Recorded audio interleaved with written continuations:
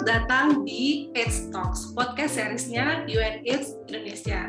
Tentunya masih bersama dengan kami berdua, ada saya, Ari Dewianti, Campaign Consultant dari UNAIDS Indonesia, dan juga rekan saya, Ingrid Silalahi, Communications and Demand Creation Consultant dari UNAIDS Indonesia.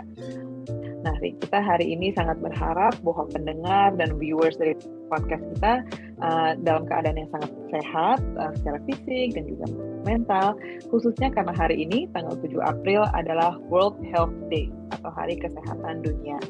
World Health Day ini diperingati sebenarnya udah lama banget, udah dari tahun 1948 ditetapkan oleh WHO, tapi tahun ini temanya cukup menarik. Jadi tema tahun ini adalah Our Planet, Our Health, atau planet kita, kesehatan kita.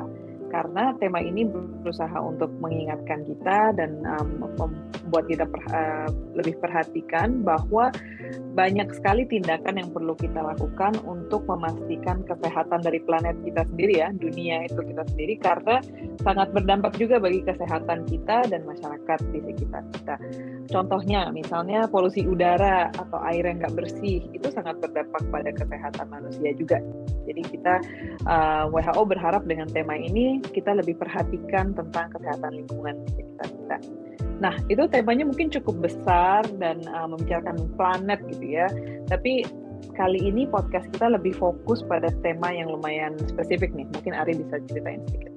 Iya, jadi podcast kelima kita hari ini akan lebih spesifik ngomongin tentunya isu HIV dan AIDS, yang mana lebih ke layanan ya. Jadi kita punya topik yang kita beri judul Community Health Workers, Why We Need Them. Jadi kalau dari segi judulnya kita udah bisa kebayang nih, kira-kira kita akan banyak diskusi tentang peran petugas layanan, khususnya dari komunitas. Wah, mungkin teman-teman di sini belum begitu familiar ya. Biasanya kalau kita ngomongin petugas layanan itu pasti dengan identik dengan pemerintahan atau misalnya lembaga-lembaga yang udah legit gitu kan. Tapi ternyata ada juga nih petugas kesehatan yang berasal dari komunitas. Kedua narasumber kita akan membahas tentang bagaimana sih peran penting dari peran komunitas itu sendiri, khususnya dari petugas kesehatannya, lalu juga apa aja sih effort yang udah dikeluarin oleh teman-teman nanti yang jadi narasumber ini untuk ningkatin akses layanan kesehatan, baik itu untuk testingnya dan juga treatmentnya. Dan terakhir tentunya juga mereka akan sharing tentang apa sih tantangan dialami oleh teman-teman petugas layanan di komunitas untuk bisa mencapai goals-nya itu sendiri, yang tidak lain adalah buat ningkatin akses testing, treatment, dan juga adherence dari teman-teman komunitas kayak gitu sih. Nah, mungkin untuk kita nggak usah berlama-lama juga sekali ya, kita bisa langsung kenalin kedua narasumber kita. Mungkin Ingrid bisa kenalin narasumber yang pertama dulu. Ya, boleh. Jadi topiknya sangat menarik dan we have even more interesting guests yang akan membicarakan topik ini. Ada Mbak Bonita Merlina. Mbak Bonita adalah Direktur Eksekutif PKBI, yaitu Perkumpulan Keluarga Berencana Indonesia untuk DKI Jakarta, dan dia udah jadi Eksekutif Director-nya PKBI Jakarta sejak 2014, jadi udah cukup lama ya. Dan juga sebelumnya Mbak Bonita adalah ketua dari Aliansi Satu Visi, yaitu organisasi yang bergerak di bidang HKSR atau hak kesehatan seksual dan reproduksi. Mbak Bonita sebenarnya udah punya 15 tahun pengalaman untuk bidang ini ya. Ada HIV, kesehatan reproduksi, gender, promosi, dan juga monef dari kesehatan masyarakat di Indonesia. So we have a really great speaker, tapi we have also a very great co-host. Mungkin Ari bisa kenalin co-host kita hari ini. Iya, benar banget Ingrid. Dan episode kita kali ini akan dipandu langsung oleh Mas Adi Nugroho. Mas Adi Nugroho adalah Community Engagement Consultant dari UNAIDS Indonesia. Beliau adalah PhD, spesialis in Public Health Education and Promotion. Terus juga beliau adalah seorang dosen di Universitas Lambung Mangkurat di Banjarbaru. Dan sebelumnya, Mas Adi ini juga sudah berpengalaman belasan tahun di bidang clinical assistant untuk community based services, baik di beberapa lembaga nasional maupun lembaga internasional. Jadi kita udah nggak perlu lagi lah mempertanyakan bagaimana pengalaman kedua narasumber kita kali ini, Ingrid. Dan memang cocok banget untuk membicarakan topik kita hari ini. So I think without further ado, kita langsung dengerin aja kali ya diskusi antara Mas Adi dan Mbak Bonita. Halo Boni, Iya. Boni enak ya. Bonita. Bonita, hai Bonita. Jadi sebelumnya makasih sudah hadir gitu bahwa di AIDS Talk kita gitu. Yang hari ini mungkin kita lebih banyak bahas tentang kalau temanya katanya peran pentingnya petugas kesehatan komunitas dalam program HIV. Nah ini menarik nih karena nanti akan terkait dengan tema Hari Kesehatan Sedunia yang tahun ini temanya kalau bahasa Inggrisnya nih Health Promotion for Well-being, Equity and Sustainable Development. Artinya bahwa ada upaya promosi kesehatan untuk memastikan kalau tidak salah nih ya kesejahteraan, kesetaraan dan pembangunan yang berkelanjutan untuk kesemua. Nah Bonita kan dari PKBI ya Bon gitu. Yeah. Nah artinya kalau yang aku tahu sudah cukup banyak sesuai dengan sepak terjangnya usia lembaganya usia PKBI-nya gitu. Dalam isu kesehatan reproduksi dan remaja terutama, dan belakangan aku bilang belakangan padahal mungkin nggak juga ya, juga merambah isu HIV gitu yang sebagai kalau istilahnya organisasi masyarakat sipil atau CSO itu berperan, kalau tidak salah ini koreksi kalau salah, itu mengelola peran-peran dari petugas-petugas kesehatan komunitas. Kalau dalam HIV kalau tidak salah kan ada petugas penjangkau. Betul. Gitu, ada pendukung sebaya, konselor ya kan, betul, dan lain-lain. Nah jadi terkait itu nih bahwa sebenarnya dalam sepak terjangnya PKBI di mana yang Bonita sudah berkecimpung entah itu dalam HIV atau dalam isu lainnya, sebenarnya bagaimana sih kontribusi pekerja kesehatan komunitas ini? Susah juga ya panjangnya, mau dibilang PKK nanti dibilang ibu-ibu PKK. Pekerja kesehatan komunitas ini dalam turut membantu kesetaraan akses gitu. Kira-kira gimana, Bon? Maksudnya bisa cerita nggak sih? Iya, oke. Makasih Mas Adi. Sebelum sampai ke sana, aku mengandaikan sebuah alur pada saat orang mau mengakses layanan, apa sih yang akan terjadi gitu ya? Iya. Jadi aku bicara soal, misalnya aku orang yang awam, nggak tahu tentang HIV, terus ini beberapa pengalaman kasus yang masuk ya ke PKBI DKI Jakarta.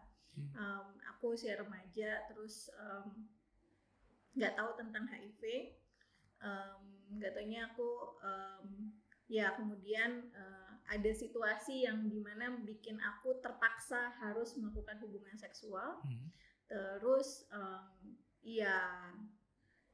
lalu kemudian aku tahu dengar tentang HIV gitu. Terus panik. Terus habis itu mau kemana? Mau gimana? Oke, kalau millennials sekarang di Jakarta dia akan cek Instagram atau cek Google dan sebagainya, nyari apa itu HIV dan sebagainya. Terus kalau mau tahu gimana caranya dan sebagainya gitu. Nah, yang kayak aku tuh banyak banget ternyata Mas Adi, yang sebenarnya butuh proses, butuh perantara dari mulai aku tahu dan butuh layanan sampai datang ke pusat layanan kesehatan. Karena buat banyak banget orang, banyak banget masyarakat, HIV itu masih satu virus momok lah, masih momok gitu. Virus yang selalu diibaratkan virus yang karena perilaku yang kotor, karena situasi label-label negatif lah tentang orang-orang yang HIV gitu. Berat dengan dosa gitu ya. Berat dengan dosa, betul. Nah, untuk datang ke layanan kesehatan mana yang pengen aku akses gitu. Yang ini akan aman buat aku, dirahasiakan, nggak ada yang tahu di sekitar rumahku dan sebagainya gitu. Nah, ini butuh proses dan nggak semua hal itu bisa terjawab sama si Google gitu, dan nggak semua terjawab sama Instagram dan sebagainya gitu. Siapa yang bisa nemenin, malu mau masuk dan sebagainya, belum lagi kalau datang ke layanan kesehatan dipanggil dengan nama suara kenceng banget pakai toa gitu kan, terus masuk ke poli HIV, masuk ke poli ini gitu, dan itu satu hal yang masih banyak tantangan yang terjadi pada orang misalnya dengan kebutuhan layanan HIV. Nah, disinilah petugas atau pekerja kesehatan komunitas masuk gitu ya. Mereka fungsinya menjangkau, datang nyari orang-orang yang punya resiko yang sangat luar biasa untuk tertular HIV gitu. Kemudian pada saat mereka datang, mereka kasih informasi tentang HIV itu apa sampai membuat orang akhirnya mau datang ke layanan kesehatan.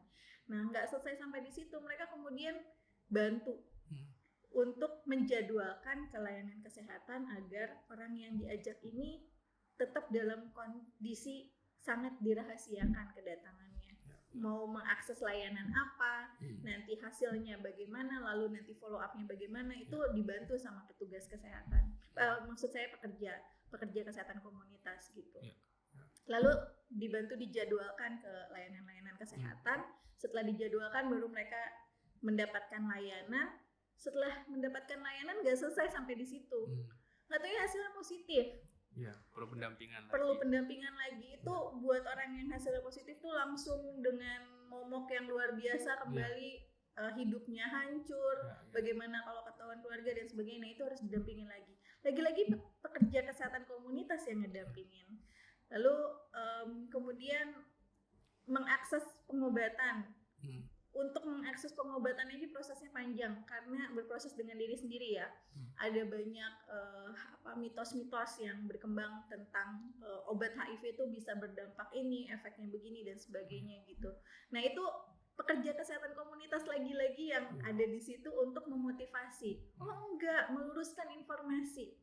Terus tenang aja, saya juga orang yang sudah makan obat kok dan sebagainya, atau saya sampai saat ini nggak apa-apa. Itu lagi-lagi pekerja kesehatan komunitas. Di posisi-posisi itu akan sulit buat petugas layanan kesehatan atau provider penyedia layanan kesehatan untuk dampingin terus-menerus. Karena ada banyak tugas yang lainnya, mereka harus memberikan pelayanan buat banyak orang dan sebagainya, dan nggak bisa ngedampingin satu persatu orang ini. Nah, disinilah petugas kesehatan komunitas ada, pekerja kesehatan komunitas ini untuk ngedampingin benar-benar details, di every details kebutuhan tiap individu yang ada di masyarakat. Jadi mungkin sederhananya bisa kita sebut perpanjangan tangan gitu ya, perpanjangan tangan untuk peran-peran tambahan, dukungan layanan tambahan yang sulit untuk disediakan oleh petugas kesehatan yang tentunya bukan hanya yang, apalagi kalau kita misalnya bicara puskesmas ya di HIV kan berarti harus ada memegang program kan, mereka juga ada pelayanan klinik, kemudian laporan juga dan lain-lain. Dan yang pasti ada jam layanan. Ada jam layanan. Yang gitu. Sementara kalau orang-orang yang sedang butuh didampingi itu dia nggak mau lihat jam 10, jam 11 malam, jam 12 malam, dia butuh akses segera gitu. Butuh informasi, pertanyaan yang tidak serta-merta bisa langsung direspon. Ya, dan berarti ini juga tentunya ada segmen yang memang perlu dilayani oleh petugas komunitas ini kan gitu. Mungkin ada sebagian orang yang cukup mandiri, tadi Bonita bilang mencari informasi, tahu dapat di Google kemudian datang sendiri, tapi ada juga yang kemudian karena kendala-kendala tertentu perlu perlu difasilitasi, perlu didampingi gitu. Kalau di dalam spesifik HIV, mungkin ini biar yang dengar mungkin tahu jenis-jenis pekerja komunitas yang spesifik di HIV, istilah-istilah sering dipakai apa aja sih, Bon? Ya, gitu. Ada banyak banget Mas. Mereka banyak banget karena perannya banyak ya. Antara mulai pengen tahu, pengen mengakses layanan sampai dilayani itu banyak peran-peran yang dibutuhkan di situ gitu. Pertama ada disebut peer leaders atau orang-orang yang dari komunitas yang kemudian dilatih khusus atau direkrut khusus untuk bisa menjadi pendamping buat rekan sebayanya gitu.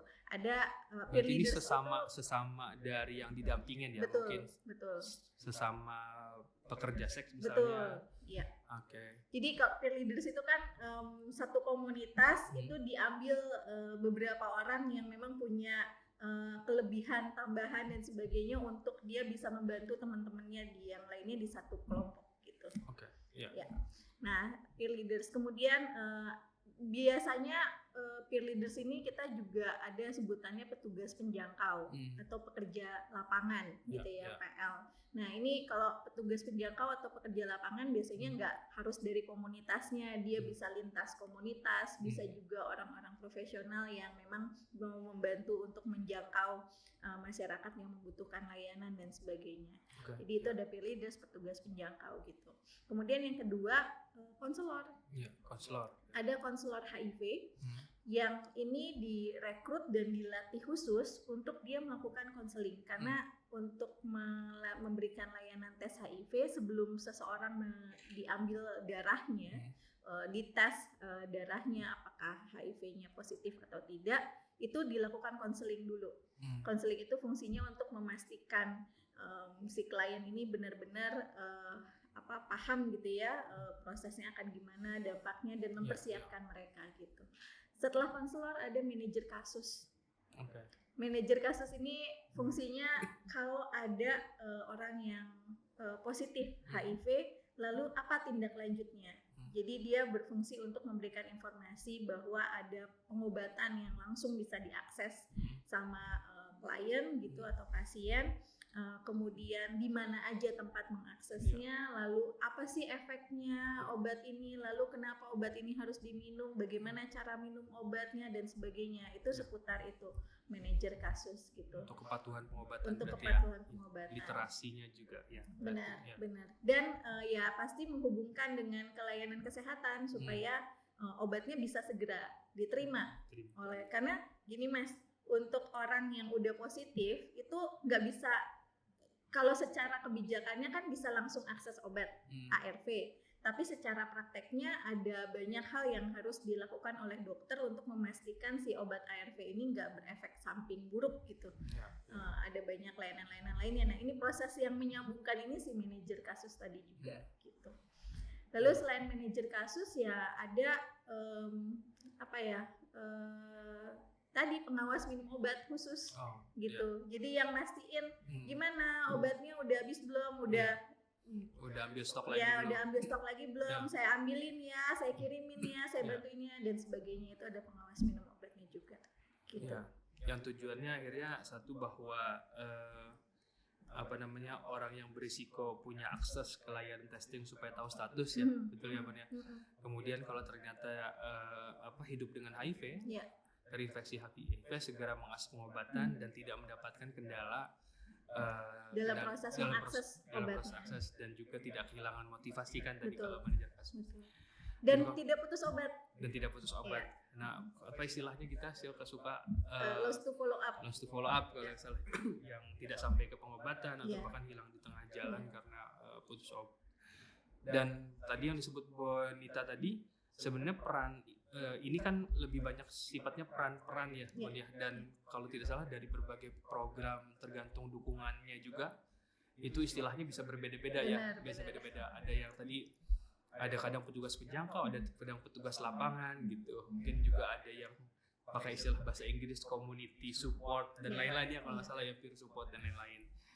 Nah, dari PKBI sendiri nih, kalau saya yakin sebagai peran PKBI saat ini di lembaga di program HIV sebagai apa, Bon, kalau boleh diceritain dulu. Ya, PKBI sebenarnya kalau tadi Mas Adi bicara soal perpanjang tanganan, yaitu PKBI di situ. Sebagai organisasi. Sebagai organisasi PKBI berada di antara masyarakat dengan pemerintah gitu ya. Kenapa? Karena tadi ada gap sebenarnya yang dialami oleh masyarakat dalam mengakses layanan-layanan yang dikeluarkan oleh pemerintah gitu. Nah, PKBI merekrut banyak relawan-relawannya untuk fungsinya tadi sebagai pekerja kesehatan komunitas untuk mengedukasi dan tadi ya yang kita udah bicara soal peran-peran itu gitu. Nah, PKBI sendiri sekarang sedang merekrut mengedukasi dengan cara merekrut anak-anak muda, karena PKBI juga masuk ke usia muda, karena kita lihat ya bahwa isu HIV ini semakin usia yang kemudian beredar usianya semakin dini. Banyak kasus yang masuk ke PKBI DKI Jakarta itu di usia-usia 15 tahun yang sudah HIV positif gitu. Artinya di situ PKBI DKI Jakarta harus segera bergerak. Ada anak-anak muda yang sebagai peer educator untuk bicara isu tentang HIV dan kesehatan seksual reproduksi. Dan itu bisa dilakukan di sekolah-sekolah. Kami mulai edukasi isu HIV di sekolah itu dari usia SMP, kemudian ke SMA, perguruan tinggi, dan seterusnya begitu. Nah, ini ada kelompok anak-anak muda yang bekerja untuk itu. Kemudian selanjutnya ada juga kita buka layanan konseling dan konsultasi khusus anak muda tadi. Gitu. Yeah. Jadi ada layanan konseling dan konsultasinya. Nah, kemudian setelah itu kalau yang terkait dengan klinik, kami buka layanan klinik. Kenapa kami buka layanan klinik? Sebenarnya kan ada puskesmas gitu ya, ada rumah sakit. PKBI buka layanan klinik sejak puskesmas belum memberikan layanan HIV. Jadi PKBI udah duluan gitu kasih layanan HIV. Kita mau bikin model sebenarnya layanan HIV yang ramah buat semuanya tuh yang seperti apa sih gitu. Yang tadi ya, yang ada gap-gap kebutuhannya si komunitas di masyarakat nih terpenuhi semua melalui layanan kliniknya PKBI gitu. Ini yang Proker itu kan? Betul, ya, Proker klinik. Di Jakarta Timur ya? Jakarta Timur, di Jalan Taman Malaka Selatan, Duren Sawit. Gitu. Nah, itu Proker klinik kasih layanan itu gitu. Nah, tapi layanan yang diberikan, kita nggak mau layanan yang sama kayak puskesmas bukanya jam 9 sampai jam 3 sore gitu. Walaupun sekarang ada puskesmas yang buka rawat inap, gawat darurat dan sebagainya, akhirnya buka sampai jam 7 malam ya. Tapi kalau pemeriksaan kan sebenarnya dilayaninya di jam 9 sampai jam 7 sampai jam 5 sore, jam 3 sore. Nah, kita buka di layanan jam 10 sampai jam 6. Tujuannya supaya orang-orang yang nggak bisa akses layanan ke puskesmas silakan datang ke kliniknya PKBI gitu. Nah, itu satu. Kemudian juga melihat bahwa bagaimana sih layanan yang bisa memberikan layanan yang sangat ramah tadi gitu ya. Jadi dari sisi jam layanan, kemudian dari sisi tempat, tidak membuat orang jadi melihat oh ini layanan PKBI khusus HIV ya gitu, tidak gitu. Kita membranding klinik PKBI ini klinik kesehatan seksual dan reproduksi gitu. Jadi bukan klinik HIV lagi. Nah, itu yang juga akan nyaman datang ke sana. Kemudian sikap petugas dan sebagainya gitu ya. Kebutuhan layanan-layanan tambahan untuk setiap klien yang ini bisa dirujuk cepat dan sebagainya gitu. Sampai ke pengobatan, kami sudah bisa kasih layanan obat juga sekarang, obat ARV. Jadi one stop services ya. Jadi semua dilakukan di klinik PKBI tanpa perlu kebutuhan rujukan lainnya khususnya untuk yang pengobatan HIV gitu. Nah, selain itu PKBI juga merekrut banyak lembaga-lembaga mitra. Sekarang ini PKBI lagi jadi perantara lagi ya, perpanjangan tangan pendanaan dari kerjasama Indonesia dengan pihak lain begitu. Kita merekrut lembaga-lembaga di daerah Banten, Jakarta, dan Sumatera.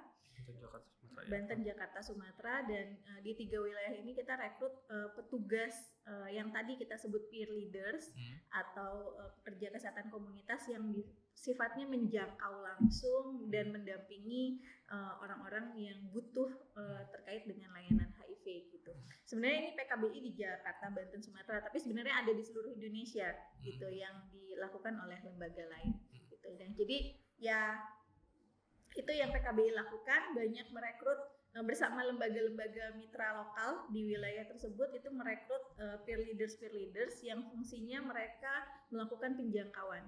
Karena kami spesifik ke pekerja seks perempuan, jadi mereka menjangkau pekerja seks perempuan, kemudian memberikan edukasi, ngajak nganter layanan ke layanan kesehatan dan sebagainya. Itu yang kita lakukan. Yang terakhir ini fokus ke ke pekerja seks perempuan karena memang desain programnya untuk pekerja seks perempuan gitu ya, dan pasangan kalau nggak salah ya. Ya, kalau tadi semua. Jadi menarik nih bahwa bicara tentang mengisi peran dari sisi komunitas, dari PKBI kan sebagai organisasi juga mencoba mengisi gap dari sisi pilihan layanan ya, karena kan kalau ada era sebenarnya differentiated service kan gitu, bahwa layanan pemerintah tersedia di mana-mana, tapi mungkin juga ada segmen yang memerlukan model lainnya juga berupaya diisikan, dan termasuk juga dengan pekerja-pekerja komunitas lewat berbagai program tadi ya, tentang youth sama HIV khususnya untuk yang pekerja seks. Ya. Menarik nih Kak Boni. Nah, kalau sekarang kita dari aktivitas-aktivitas tadi nih, pasti tidak selalu mulus-mulus saja kan gitu ya. Mungkin mulus-mulus saja nih. Makanya aku mau bicara tantangannya apa nih gitu, dalam hal mengelola pekerja komunitas, termasuk juga sebagai lembaga komunitas turut berperan dalam penyediaan layanan kesehatan untuk semua ini gitu, termasuk di HIV. Nah, tantangannya nih apa? Ini boleh curcol. Benar. Tantangan pertama dan yang paling utama itu adalah pengakuan ya. Pengakuan dari pemerintah gitu. Bahwa kami ini berkontribusi loh gitu. Kami sangat berkontribusi atas setiap angka yang dilaporkan pemerintah untuk SDGs. Ya, capaian program pemerintah Indonesia gitu ke luar gitu ya. Ya kami berkontribusi terhadap angka itu. Masih ada banyak orang yang nggak akan datang ke layanan kesehatan kalau nggak kami ajak dan anterin gitu. Nah, itu satu hal. Lalu yang kedua, resiko buat kami di lapangan itu luar biasa, Mas. Karena tadi ya, pengakuan itu jadi sangat sulit sekali. Ya, nggak ada tuh maksudnya kebijakan atau kita bisa sebut surat surat peraturan atau apa yang menginformasikan bahwa pemerintah Indonesia bekerja bersama LSM di seluruh Indonesia, betul. Pengakuan itu untuk bertugas bla bla bla dan sebagainya gitu kan nggak ada. Jadi banyak pekerja kesehatan komunitas kami punya resiko yang luar biasa di lapangan pada saat melakukan kegiatan-kegiatan aktivitas yang tadi sudah kita diskusikan. Misalnya ikut digaruk gitu oleh Satpol PP, padahal lagi menjangkau, mengedukasi gitu kan. Terus karena salah satu alat bukti biasanya kondom, teman-teman pekerja komunitas ini kan bawa kondom untuk mengedukasi supaya mereka nggak tertular HIV. Ini bisa jadi alat bukti juga. Jadi pada saat digaruk mereka bawa kondom, ya ini juga jadi persoalan. Ya memang sih biasanya solusi-solusi yang ditawarkan adalah ya pakai ID card, pakai surat jalan dan sebagainya gitu. Tapi kan sebenarnya yang dibutuhkan kita bukan itunya gitu ya. Tapi pengakuan bahwa kita ini adalah mitranya pemerintah untuk bekerja bersama dalam pencapaian targetnya pemerintah gitu. Itu yang jadi penting. Itu yang pertama. Yang kedua, di situasi sekarang ada banyak banget peer leaders atau petugas penjangkau yang nggak bisa bekerja dengan optimal. Kenapa? Karena nggak ada yang gaji. Pendanaan, betul. Nggak ada yang gaji.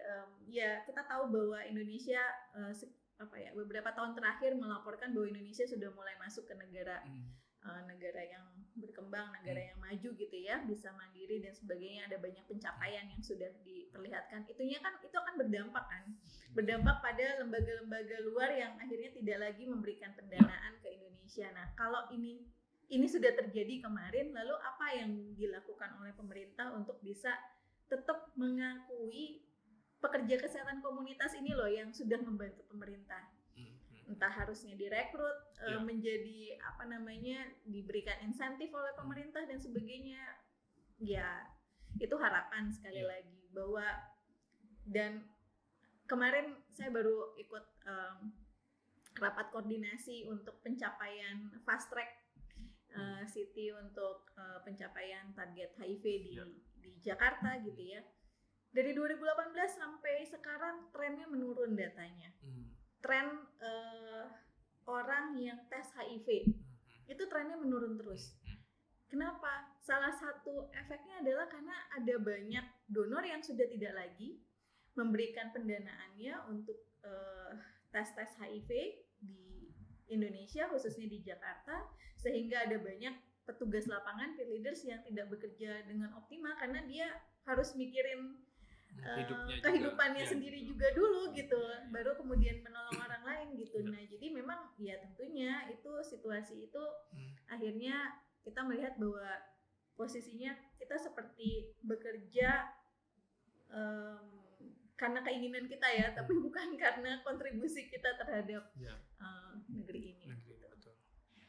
Ya, berarti dua tantangan itu ya, terutama ketika rekognisi ini kan artinya pengakuan atau rekognisi ini bisa berarti bahwa apa tadi kalau saya boleh garis bawahi sebagai mitra. Betul. Perpanjangan tangan mungkin bisa di bentuknya kayak apa sih, Bon, kayak bahwa ada profesi khusus kah, ini semacam profesi yang di gitu ya mungkin ya. Sepertinya gitu ya, kayak kalau ada profesi khusus kan berarti ada cantolannya untuk ada cantolan alokasi anggaran, mengalokasikan anggaran. Betul. Karena sejauh ini apalagi termasuk juga program PKBI sumber dananya kebanyakan dari internasional donor ya gitu ya, lewat mitra kemudian baik langsung ke PKBI ataupun lewat mitra tertentu yang kemudian bermitra dengan PKBI. Dan semakin kesini karena tentunya kita juga pengen secara ekonomi Indonesia makin kuat, yang artinya harus semakin mandiri, nggak bergantung donor terus. Tapi di saat yang sama juga bahwa ada komitmen memastikan peran-peran dari petugas komunitas ini diakuin baik secara secara profesi, termasuk juga disertai dengan alokasi untuk kompensasi, karena nggak mungkin. Meskipun pasti jiwanya voluntary kan, maksudnya memang ini berbasis voluntary, tapi perlu kita baru bisa menolong orang lain kalau kita juga sudah aman sejahtera. Betul, ya. Oke, menarik nih Wadi. Kira-kira ada lagi nggak sih sedikit kira-kira kita udah sampai tadi sudah melipir ke rekomendasi sebenarnya. Apalagi nih kira-kira untuk keberlanjutan dari peran-peran petugas komunitas ini khususnya di HIV. Kira-kira ada rekomendasi khusus kan nih, siapa yang perlu dengar, siapa tahu dia dengar ini. Iya, sebenarnya itu rekomendasi yang tadi tuh rekomendasi yang paling dibutuhkan segera gitu ya, buat para pekerja kesehatan komunitas kita gitu. Rekomendasi lainnya sih sebenarnya lebih ke penguatan kapasitas penguatan kapasitas teman-teman pekerja kesehatan komunitas ini jadi penting karena dia akan punya tugasnya akan semakin optimal pada saat dia tahu harus melakukan apa dengan cara bagaimana, dan penerimaan sih yang pasti penerimaan mereka di unit-unit pelayanan teknis pemerintah yang juga sebenarnya kan ada beberapa contoh dalam skop kecil kan ya, kalau tidak salah sudah ada MOU antara lembaga LSM yang mengelola dengan dinas kesehatan misalnya. Cuma harapan kita tentunya tidak itu bisa diperluas kan ya gitu. Di PKB juga lembaga mitranya ada yang punya praktek baik begitu juga. Iya. Kan kita hampir semuanya rekomendasinya adalah untuk lebih memudahkan proses merujuk dan sebagainya, kan harus ada MOU kan gitu. Nah, tapi kan yang utama adalah efek dari MOU itu atau kebutuhan lebih luasnya adalah kan pemerintah perlu juga mengalokasikan anggaran untuk penguatan kapasitas kan penguatan kapasitas biasanya diutamakan hanya untuk providernya saja gitu. Sementara kita yang mitranya si provider ini juga tidak mendapatkan penguatan kapasitas itu. Karena penguatan biasanya datang satu paket sama dukungan donor internasional. Betul. PKBI DKI contohnya ya, klinik kami itu baru mendapatkan pelatihan khusus untuk menjadi klinik satelit ARV. Itu setelah kami mendapatkan dukungan dari salah satu lembaga donor internasional gitu. Jadi bukan karena dari keputusan pemerintah setempat untuk ikut melatihkan PKBI gitu kan, enggak. Iya. Padahal sih kalau bicara komitmen itu tadi ya, perluasan akses memberi kesempatan akses untuk semua kan, investasi ke arah sana perlu diarahkan. Betul. Oke. Cukup singkat sebenarnya pembicaraan kita kan ya gitu, tapi menurut saya ini cukup menggarisbawahi bagaimana pesan yang ingin kita sampaikan sebenarnya, bahwa dalam mendorong kalau kaitannya kembali lagi ke tema ini nanti berkaitan dengan Hari Kesehatan Sedunia, bahwa ada upaya promosi kesehatan untuk mendorong kesetaraan, kesejahteraan dan juga pembangunan yang berkelanjutan. Dalam hal ini termasuk manusianya kan, bahwa semua orang harus punya akses yang setara. Banyak peran yang harus berpihak, bahwa bukan hanya tanggung jawab negara aja kan sebenarnya. Tapi ada sisi ruang-ruang yang perlu diisi oleh komunitas, dalam hal ini pekerja kesehatan komunitas. Yang tadi kalau dari Bonita sampaikan bahwa ada tantangan-tantangan ke depan yang harus kita coba pikirkan, bahwa pengakuan tadi ya dalam bentuk bahwa secara profesi, yang ketika pengakuan itu bisa dilegitimasi, bisa ada alokasi untuk pemerintah di berbagai level untuk keberlanjutannya kan ya gitu, keberlanjutannya baik yang sifatnya kompensasi, tentunya penghargaan, termasuk juga peningkatan penguatannya untuk bisa berikan pelayanan yang sesuai dengan yang seharusnya gitu. Di atas semua itu pengakuannya. Di atas itu semua pengakuan. So itu takeaways kita hari ini gitu. Sekali lagi Bonita terima kasih banyak sudah hadir dan bisa berdiskusi. Semoga yang mendengar ini juga bisa terinspirasi gitu, yang punya peran untuk bisa mungkin menyuarakan tadi bahwa pentingnya kerja-kerja komunitas mendapat ruang dan pengakuan. Kalau dari saya sih semoga sukses terus bersama PKBI ini gitu untuk tetap konsisten pada isu kesehatan reproduksi dan juga HIV. Salam buat teman-teman. Kalau saya kenal siapa ya, Kak Mufi terutama. Terus Ica ya kalau tidak salah, dan yang lain-lain. Sehat selalu dan nanti sampai ketemu mungkin di kegiatan-kegiatan berikutnya. Makasih Mas Adi. Makasih Kak Boni. Oh Kak Boni, kasih Bonita. Selamat sore semuanya. And close the door.